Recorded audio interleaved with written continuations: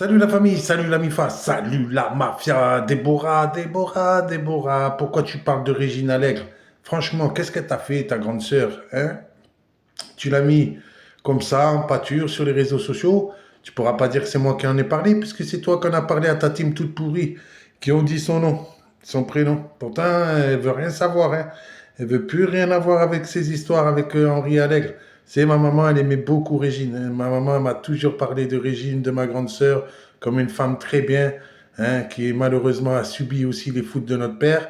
Mais pourquoi tu parles pas plutôt de Gérard Allègre, cet enfoiré, hein?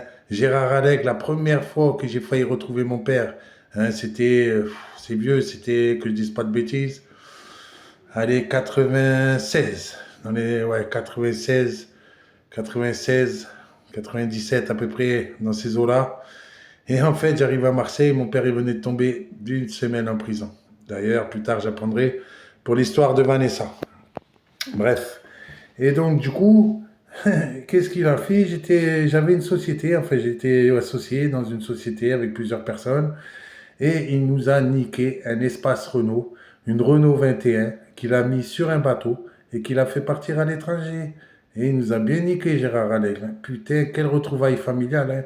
Moi qui m'attendais, le rêveur, j'arrive à Marseille avec les banderoles. Ah, j'étais rêveur à cette époque, hein. Bienvenue au pays.